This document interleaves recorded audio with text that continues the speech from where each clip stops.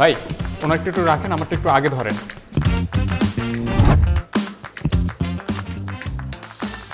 মাহমুদ সাহেব, কালকে সবার ডে অফ বাতিল। এই সাকমান সাহেব, মাঠে কে আছে একটু ফোন দেন তো। এই দ্রুত বানান ঠিক করেন। কি লিখছেন এটা? সিনেমিনি খেয়েছিল না, সিনেমিনি খেলেছিল। মানে আপনারা একটা বানানো ঠিক করে দেখেন না। মুরসালিন সাহেব, কন্টেন্ট উঠতেছে না কেন? শীট কেন লাল? এটা কি আপনার বাড়ি নাকি অফিস? বুঝলাম না, সবাই কই? পুরো শীট হচ্ছে পেন্ডিং, আর এরা একসাথে সবাই বাইরে গেছে। মানে শিফট ইনসার্ট করেটা কি?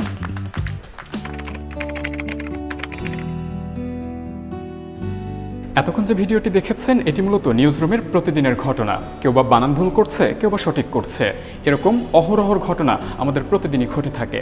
আপনারা জানেন আজকে আন্তর্জাতিক শ্রমিক দিবস।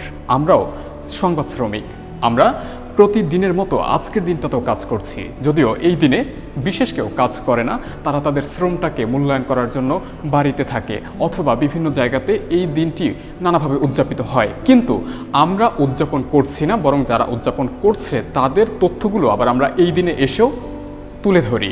অর্থাৎ আমরা এমন এক শ্রমিক যারা কোনোভাবেই শ্রমের বাইরে গিয়ে এক ফোঁটা বিশ্রাম নিতে পারি না। এমনকি আমাদের 8 ঘন্টা বলতে কিছু নেই, কখনো 8 ঘন্টা, কখনো 10 ঘন্টা কিংবা 12 ঘন্টাও পৌঁছে যায়, কিন্তু আমাদের কাজ যেন আর শেষ হয় না।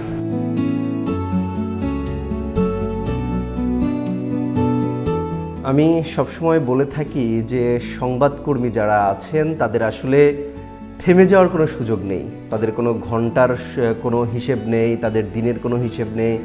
এমনও হয়েছে যে আজকে কী বার সেটা উল্লেখ করা বা সেটা মনে রাখার মতো সময় আমাদের অনেক সময় থাকে না। আরেকটা কথা বলে থাকি যে কিয়ামতের আগ পর্যন্ত আমাদের অফিস আসলে বন্ধ হবে না, বন্ধ থাকবে না, আমাদের কাজ চলমান থাকবে।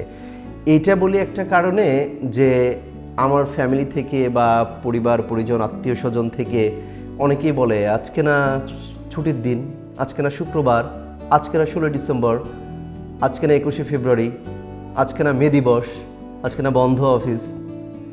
আমাদের তখন বলতে হয় আপনার কি টেলিভিশন দেখা, নিউজ দেখা এগুলা কি বন্ধ থাকে? আপনাকে সবসময় দেখতে হয়, আপনি সবসময় চান যে আজকে কী ঘটে গেল, কী ঘটলো এটা দেখতে। এই আপনার যে জানারটা আগ্রহ, যেটা খোরাক, সেটাকে বোঝানোর জন্য বা সেটাকে জানান দেওয়ার জন্য হলে আমাদেরকে কাজ করতে হয়।